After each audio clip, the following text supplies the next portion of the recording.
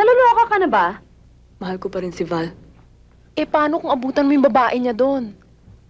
Ipaglalaban kong karapatan kong bilang asawa. Kung kinakailangan lumuhod ako sa harap niya para tanggapin uli, gagawin ko. Alam mo, Daisy, magmula po nung high school tayo, ikaw na talagang Eh, wala naman silbi yung lalaking yun, kundi palamunin lang. Di ba?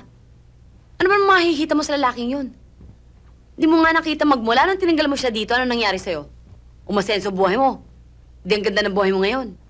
Oo nga, gumanda ang buhay ko. Pero mas gaganda kung may babahagi ko ito sa taong mahal ko, hindi ba? Hindi masayang nangangarap na mag-isa. Napakalungkot. Dapat dalawa kayo para magkaroon ng kahulugan eh. Eh kung ang bagero din lang naman ang babahagian ko ng tagumpay ko, di bali na lang. Kung kinasusuklaman mo si Glenn dahil sa ginawa niyang pananakit sa'yo, huwag mong idamay lahat ng lalaki. Sinaktan ako ni Val dahil kasalanan ko. Naglihim ako sa kanya, hindi ako naging totoo. Sheila, pabayaan mo na si Daisy sa gusto niya. Buhay niya yan eh. Ah, ganun. Pagkatapos niyang sumiksik sa mga buhay natin, pagkatapos natin siyang alagaan at bigyan ng bagong pag-asa, wala ba tayong karapatan para sabihin sa kanya na huwag siyang sumama sa walang kwentang lalaking yon? Nagmamalasakit lang naman tayo ah. Hindi ako sumisiksik sa buhay niyo. Kung naalala niyo, kayo ang kumidnap sa akin sa loob ng pamamahay ko, dinala niyo dito. Bakit sinabi ko ba sa inyo gawin niyo yon? Ah, sinisisi mo pa kami. Hoy! Magpasalamat ka nga sa amin ni Sandy dahil kung hindi ka namin nahanap, matagal ka lang nasa hukay. Pwede ba? Tama na kayong dalawa, para kayong mga bata. Hindi na tayo high school. Can't we talk about this like mature adults? Teka nga muna, kanino ka ba kakampi? Wala akong kinakampihan. Pareho kayong may punto, kaya lang hindi kayo nakikinig sa isa't isa. Eh, ba't naman ako makikinig dyan kung ayaw naman niya akong intindihin? Ano namang malay niya sa pagiging asawa when she was never a wife? Hoy, correction please. Kahit na hindi kami kasal ni Glenn, para na rin kami mag-asawa. Kung gayon dapat naiintindihan mo kung bakit gusto kong bumalik kay Val kahit na hindi siya perfect husband. Oo, dahil high school pa lang tayo, lumalabas na yung niyaya mo pang magtanat si Val? Bakit? Dahil natatakot ka na baka hindi kayang ipasa ng utak mo yung college. At ikaw, Ano ba kayo? kaya ka na-insecure sa karir mo, kaya ka na-insecure sa talent mo dahil alam mong talagang wala. Alam kong alam mo na nanalo ka ng Best Actress Award hindi dahil deserving ka, kundi dahil sa laki ng pagmamahal ng manager mo. Gumawa siya ng paraan para manalo ka.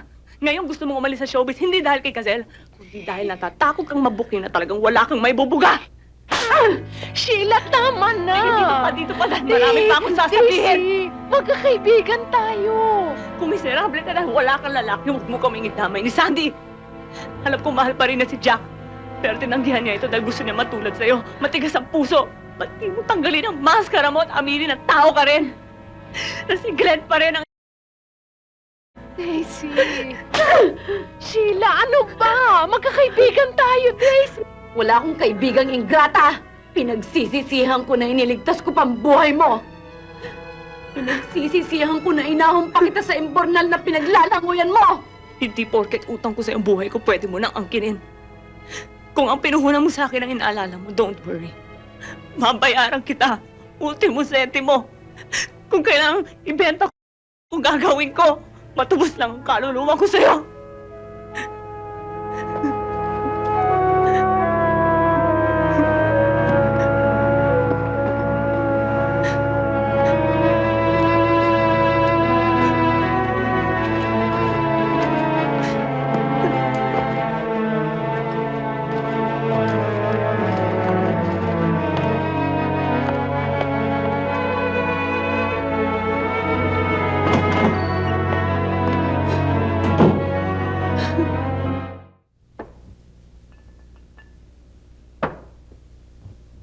Sige na, isa lang.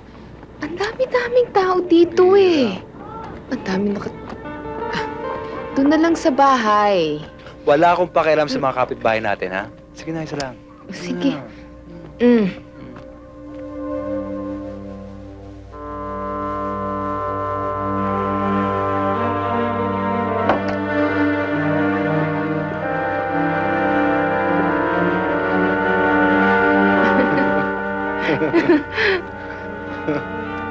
Fred? Walang hiya ka. Sinabi ko sa'yo, layuan mo asawa ko! Fred, naloloko ka na ba? Ibaba mo yan!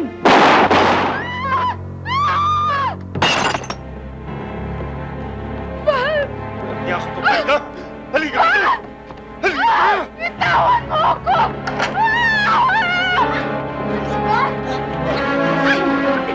Naku, naparin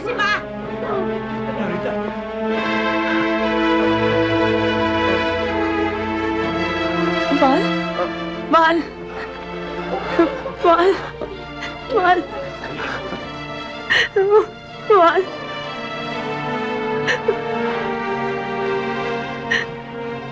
Mahal. Mahal. Mahal. Mahal. Mahal. Mahal mo ako iwan. Mahal kita, mahal. Mahal.